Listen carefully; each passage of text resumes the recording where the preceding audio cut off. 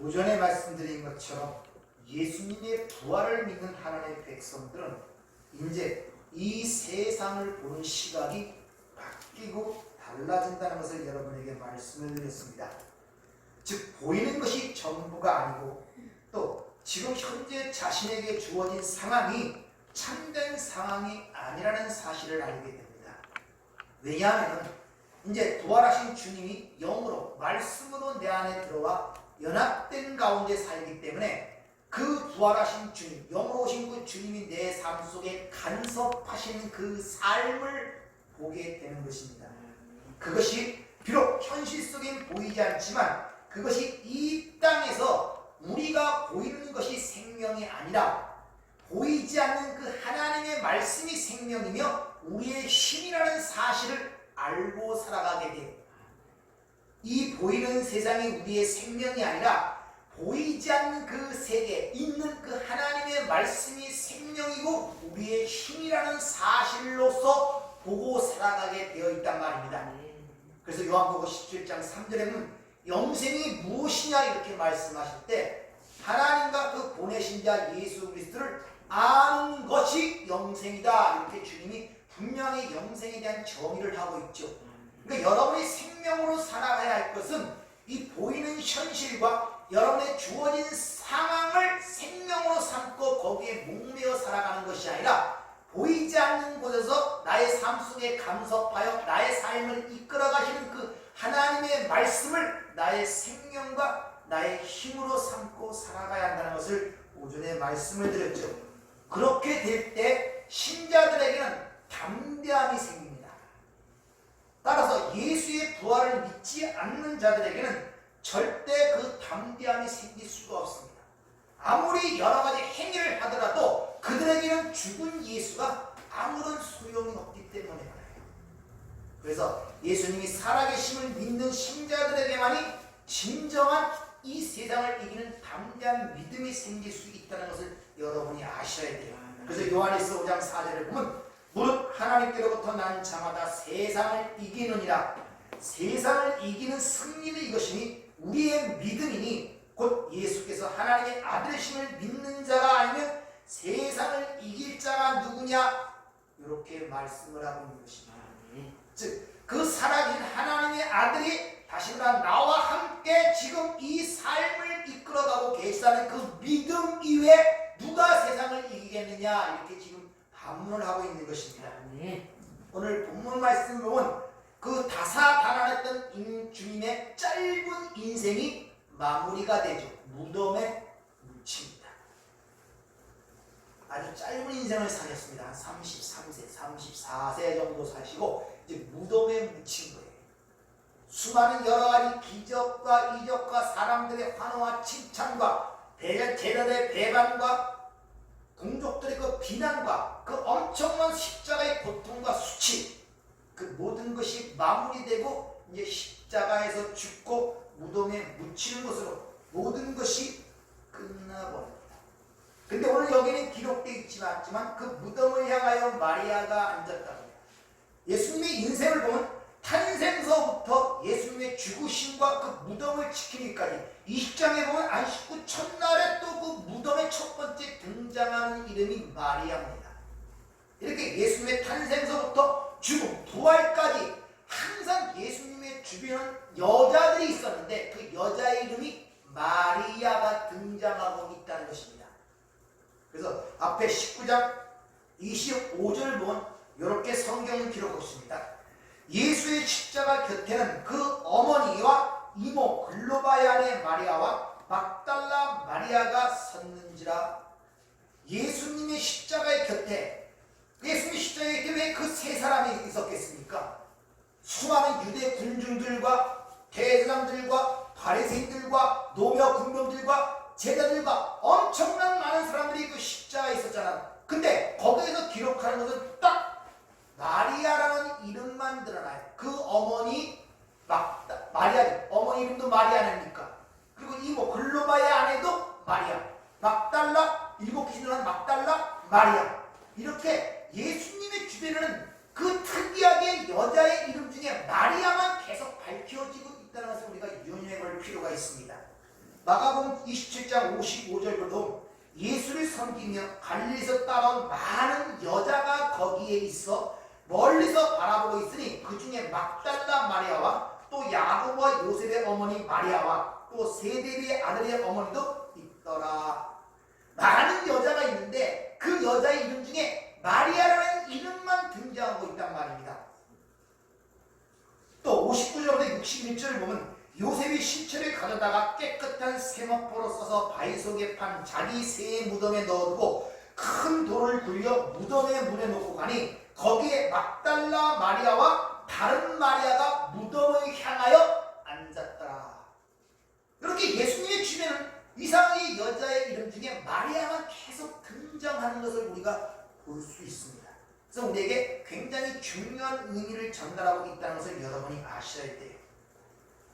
왜 그렇게 예수님의 탄생서부터 죽으심과 부활까지 왜 그 주변에는 항상 그 예수의 그 주변에는 마리아만 이름이라면 등장하는가? 그것을 통하여 하나님께서 또 우리에게 구원이 무언가를 가르치고 있다는 것을 여러분이 아셔야 됩니다. 원래 이 마리아라는 이름은 히브리어로 메리에서 파생된 거예요. 메리. 그래서 이 마리아라는 이름은 히브리식으로 발음을 하면 미리암이에요. 미리암. 미리암은 모세의 누이였죠. 근데 하나님의 말씀 하나님께 그거 하는 바람에 불순종함으로 말미암아 문둥병이 걸렸다 고침을 받는 사건이 구약에 기록이 되어 있죠.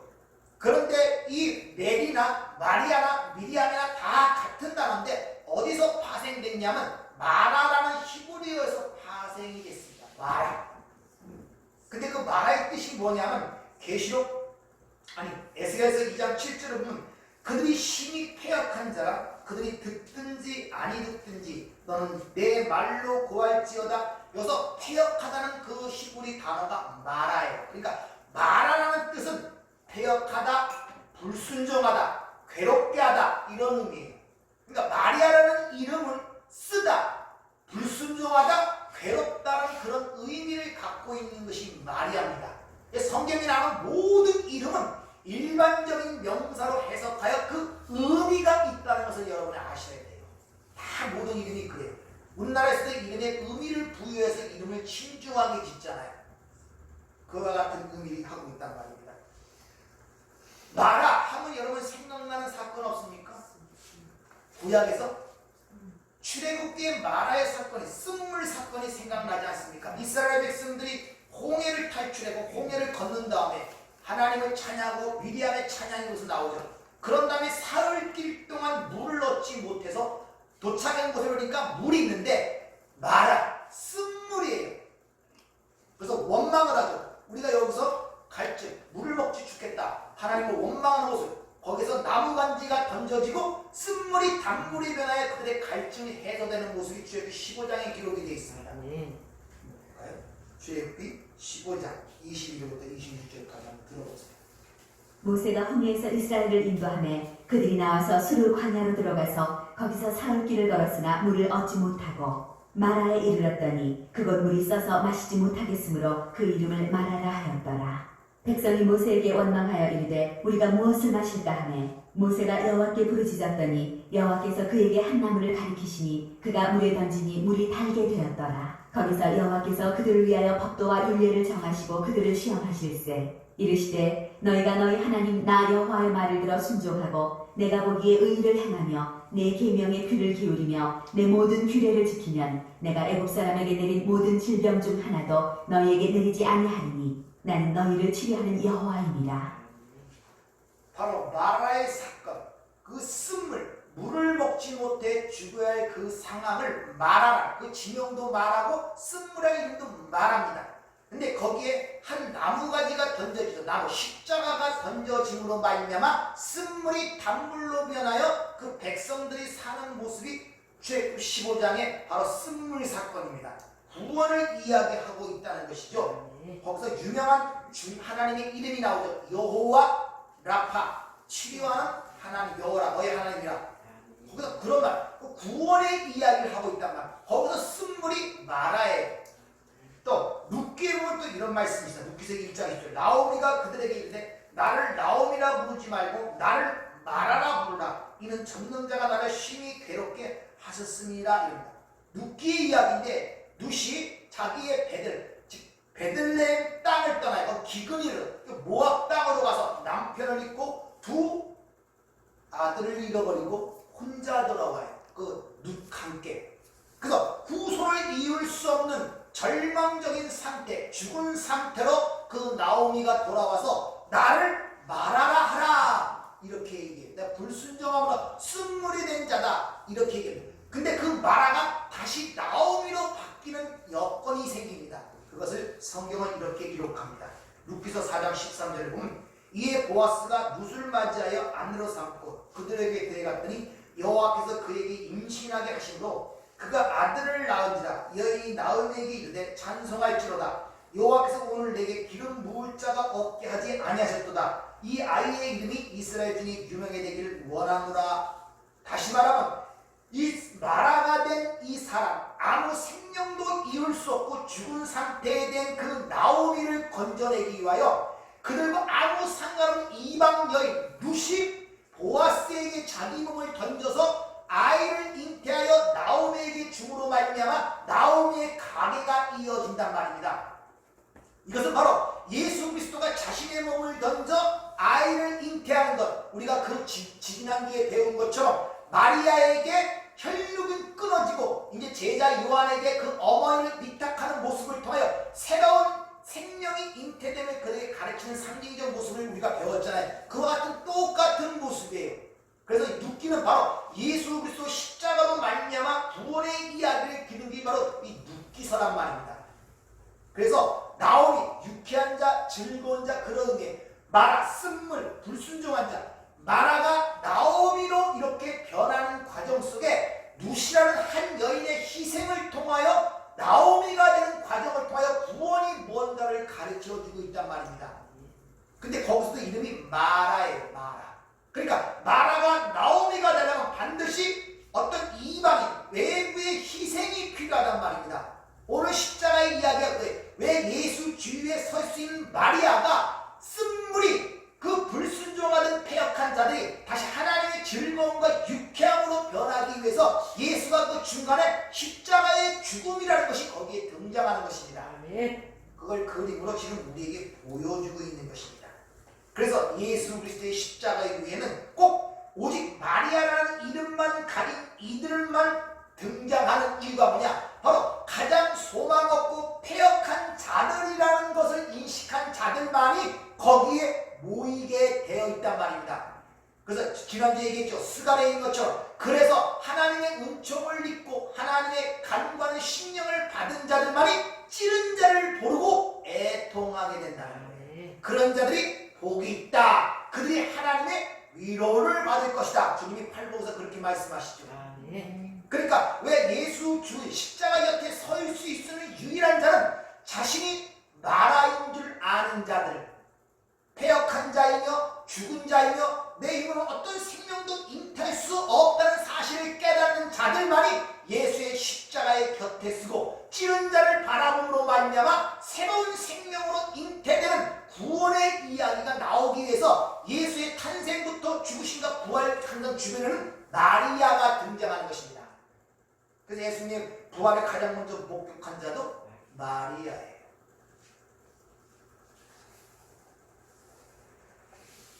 그래서 예수님을 낳은 어머니의 이름이 마리아잖아요. 우연한 것이 아니란 말이에요. 그래서 계시록 12장에 보면 여자가 아이를 낳는 모습을 쭉 그리죠. 그것이 역사를 운행하는 하나님이 역사를 통해 우리에게 보여주고자 하는 구원의 이야기를 하고 있는 것입니다. 그걸 삶 속에 체험하기 위하여 여자가 남자를 낳나 아이를 잉태하여 아이를 낳는 과정이 이 삶 속에 여러분 삶 속에 주어진 거예요. 그러니까 여러분 구원의 이야기와 하나님의 구원의 비밀을 몸소 체험하며 경험하며 살아가고 있는 게 우리의 삶의 현장이란 말입니다. 그래서 남자가 여자를 만나서 아이를 낳고 사는 거예요. 구원의 이야기를 하고 있다는 게 그걸 통해서 우리에게 하나님께서 다른 것을 한 것이라. 따라서 그렇게 자신이 아이를 낳지 못한, 잉태치 못한 그런 존재임을 깨닫는 자는 하나님의 은총을 받은 자만이, 하나님에 의하여 간구한 심령을 부여받은 자만이 그러할 수가 있는 거예요. 그래서 마리아만 주위에 있는 것입니다. 그 이름만 거기에 등장하는 것입니다. 그래서 주님도 말씀하시죠. 내가 이거는 의인을 불러온 것이 아니라 죄인을 부르러 왔다. 의인은 병든 자에게 필요한 것이지 건강한 자에게 필요 없는 것이라고 얘기를 하잖아요. 그래서 예수님 십자가의 주변에는 항상 마리아라는 이름만, 마라라는 이름만 등장하는 이유가 바로 거기 있는 것입니다. 이렇게 그들에게 하나님의 은혜가 임하여 그 마라가 이제 단물, 즉 새로운 생명을 낳게 되는 것, 그것이 이미 탄생 기사서부터 우리에게 보여주는 메시지란 말입니다. 그래서 마리아를 찾아와서 은혜 받은 자여, 은총을 크게 받은 자여, 가브리엘 천사가 찾아왔고 그 처녀 마리아에게 처음에 그렇게 얘기하죠. 은총을 크게 받은 자여, 네가 성령이 네게 임함으로 말미암아 네가 잉태를 할 것이라고 그러죠. 은혜를 입어. 그 구원의 이야기란 말입니다.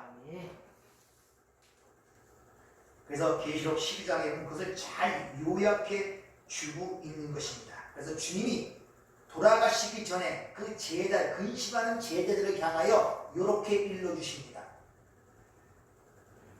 요한복음 16장 20절부터 20절 그들에게 이렇게 말씀하시죠.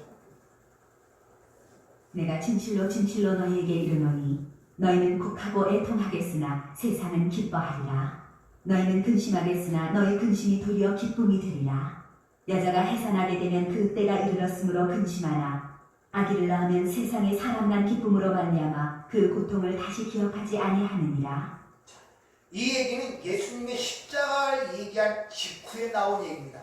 예수님이 갑자기 십자가에 죽겠다는 얘기를 하니까 제자들 사이에 웅성대면서 근심하고 염려하는 사건이 발생되자 그들에게 자신의 죽음과 부활에 대해서 얘기하는 가운데서 제자들의 근심을 덜어주기 위해서 자신의 죽음에 대한 이유와 그 원인과 그것이 무엇을 의미하는가를 설명하는 것이 여자가 아이를 해산하는 과정을 통해 지금 설명하는 거예요. 그러니까 지금 거기서 예수님이 비유로 얘기하는 여자는 누구를 상징하는 겁니까? 지금 예수님의 십자가의 사건을 듣고 근심하는 제자들을 상징하여 여자가 표현하는데 그 12제자는 곧 우리 교회 성도를 이야기하고 있죠. 그러니까 12제자 교회가 아이를 낳는 이야기를 지금 예수님께서 자신의 죽으심과 부활을 거기에 비유하는 거예요. 내가 십자가에 죽고 부활하는 것은 바로 여자가 아이를 낳는 사건과 같은 것이다. 지금 이렇게 비유하여 우리에게 설명하고 있단 말입니다. 즉 마리아의 구원을 위하여 예수가 죽으셔야만 하는 것을 교회, 즉 여자가 아이를 낳는 사건으로 설명을 지금 하고 계시는 거예요.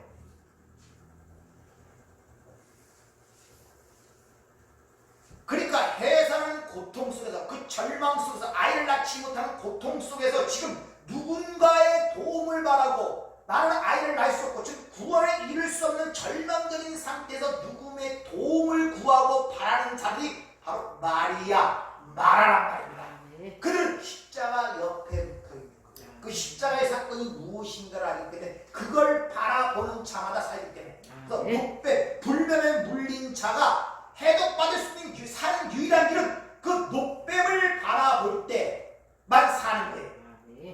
믿고. 근데 거기서 그 노뱀이 누굽니까? 예수. 그럼 그 노뱀은 불뱀을 모형하여 노뱀을 닮은 겁니까? 그러면 그 자기 물은 불뱀은 또 누굽니까? 그러니까 여러분들이 복음이 잘 이해가 안 돼서 그래요. 자, 그 노뱀은 뭘 모형으로 만들어 냈습니까? 불뱀을 모형으로 노뱀을 만들어 놓은 거예요. 그 뱀은 불뱀에 물려 죽었단 말입니다. 그럼 죽은다니 불뱀에 물린다는 살기 위해서는 그 불뱀의 모형으로 만들어 놓은 노뱀을 바라볼 때 산단 말입니다. 그러면 그들을 문 불뱀이 누굽니까? 예수란 말입니다. 왜? 우리를 살리기 위해서. 그 문다는 말이 뭐냐? 우리가 마라와 쓴 존재임을 가리키는 거예요. 그래서 예수에 의해 물려 죽은 자들만이 예수에 의해 살려나는 것을 예수와 함께 죽고 예수와 함께 산다고 표현하고 있단 말입니다. 그 예수에 물려 죽어야만이 그 예수와 함께 높임을 바라볼 때 살아가는 믿음으로 살아나는 것입니다. 근데 우리는 그 물려 죽는 걸 같이 안 죽으려고 그러잖아요. 그리고 예수 죽인 예수만 바라보고 산다고. 아니에요. 예수에게 물려 죽어야 돼요. 예수와 함께 죽어야 된다니까요. 예수가 불뱀이 되어 높뱀으로 달려 죽는단 말입니다. 우리를 대신하여 죄인으로서 마귀로서 우리가 거기에 같이 물려 죽는 거예요. 그리고 그 예수와 함께 그 죽음이 나의 죽음을 알 때, 그 높임을 믿음으로 바라볼 때 우리가 거기서 같이 예수의 부활이 나의 부활로 되어지는 것입니다. 따라서 예수님의 십자가와 부활 주변에 있는 마리아들은 자신이 병든 자임을 또 자신이 죄인됨을 자각하는 자들만이 거기에 있는 것입니다. 그래서 거기에 있는 자들을 하나님의 은총을 받은 자, 또 간과는 심령을 부여받은 자. 그래서 팔복이 시작될 때 심령이 가난한 자 이렇게 시작되는 거예요. 애통하는 자 이렇게 시작되는 것입니다. 그들이 복이 있는 자들이라고. 따라서 이렇게 멸망으로 치달았을 때, 다시 말하면 생명을 산출할 수 없는 그 마리아를 위하여 그분이 이 땅에 오셨고 그 일을 이루고 하늘로 다시 올라가신 거예요. 이 십자가의 죽으심과 부활의 사건인 것입니다. 그 모든 것들을 자신의 백성들에게 이제 적용시키고 주시기 위하여 그 처녀 마리아에게 성령이 임한 것처럼 그분이 성령으로 우리에게 들어와 버리신 거예요. 생명이 잉태됐단 말이야. 아멘. 우리 안에 영원한 생명. 아멘. 믿습니까? 아멘. 그러니까 마리아가 성령의 은혜로 성령으로 인하여 생명을 잉태하여 예수를 낳은 것 같이 똑같이 우리도 그 성령의 우리에 의해서 우리가 새 생명으로 잉태되어 나아지는 과정이 신앙생활이란 말입니다. 그래서 여자가 해산함으로 말미암아 구원을 받으리라 이렇게 얘기하는 거예요.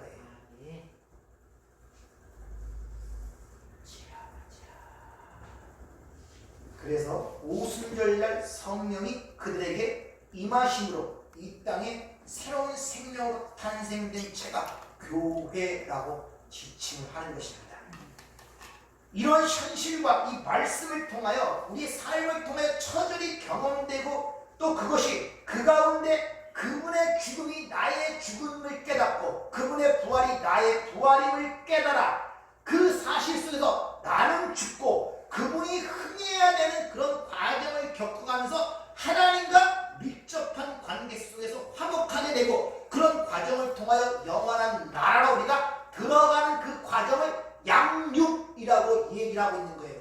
그래서 계속 12장에 보면 여인이 한 아이를 잉태해 놨죠. 그 아이를 뭐라고 하고서 기록하냐? 철장을 들고 만국을 다스릴 남자 메시아란 말입니다. 그분. 그리고 그분이 부활 승천했더니 하늘에서 어떤 일이 일어나냐? 그 백성들을 참소하던 용, 마귀, 사탄과 전쟁이 일어났는데 그들이 다 쫓겨나버리죠. 그 수하들과 함께 땅으로. 승리가 완성이 됐단 말입니다. 그렇게 아이가 승천한 다음에 이 땅에 나오는 여자를 하나님께서 그 여자를 예비한 곳으로 광야로 인도하여 거기서 한 때, 두 때, 반 때를 양육을 한다 그러죠. 그것이 현재 저와 여러분의 이 세상의 신앙생활이고 그것을 교회의 인생, 그걸 천년 왕노릇이라고 말씀하기도 하고 다니엘서 9장에 70일 1에서 69일에가 지나고 한 일회가 남았는데 한 일회 중에서도 반 일회하고 반 일회 남은 것이 지금 현실이란 말입니다.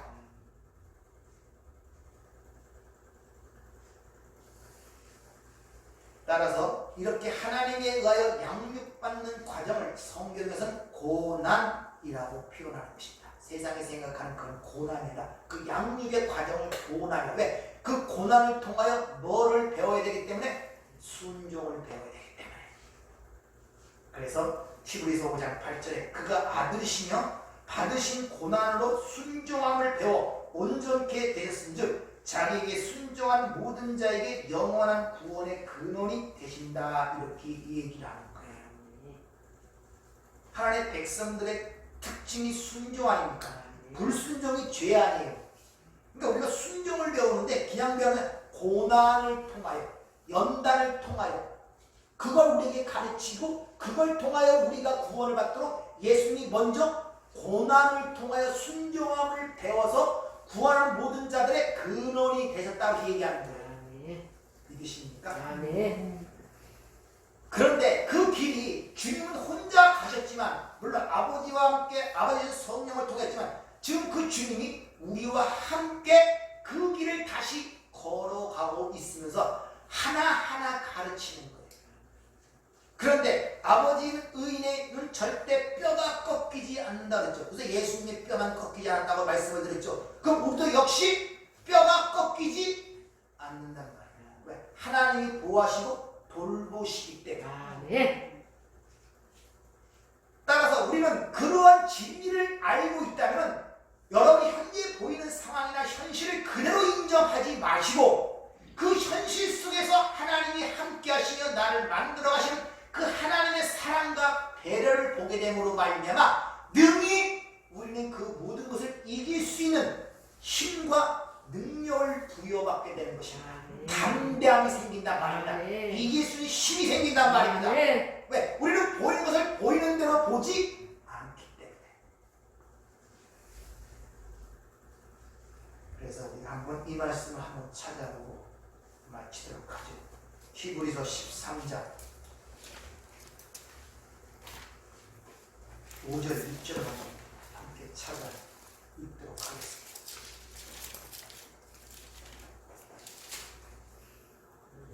히브리서 13장 5절 6절 같이 읽을까요? 시작.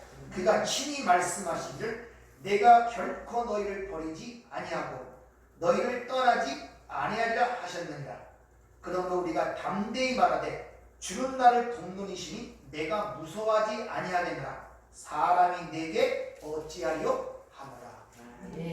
믿습니까? 여러분, 가는 길이 여러분이 싸워서 승리하는 그 길을 걸어가는 것이 아니라 이미 승리하는 길을 걸어간다는 사실을 기억하시길 바랍니다. 항상 말씀드리지만 결과를 알면 중간은 뭐든지 이길 수가 있어요. 무서워도 이기고 아파도 이기고 비극, 희극 어떤 것도 결말을 알기 때문에 중간에 어떤 일이 벌어지도 우리는 흔들리지 아니할 수가 있잖아요. 그래서 오늘 오전 중에 말씀드렸죠. 담대하라 내가 세상을 이겼노라. 항상 이 말씀을 기억하시길 주의로 부탁을 드립니다. 기도하겠습니다. 또 내놓고 자비로우신 아버지 하나님 맞습니다. 우리는 자꾸 보이는 것에 끌려가는 이 어리석음이 있습니다. 그러나 내 삶 속에 간섭하여 나의 삶을 이끌어가시는 보이지 않는 그 부분을 볼 수 있는 저희가 되게 하여 주시옵소서. 그 가운데 하나님의 은혜와 사랑을 깨달아 항상 감사하며 찬양하는 복된 삶이 될 수 있도록 인도하시고 주님이 약속하신 그 평강, 그 기쁨을 누리며 살아가는 저희의 신앙이 될 수 있도록 축복하여 주시옵소서. 예수님 이름으로 기도하옵나이다. 아멘.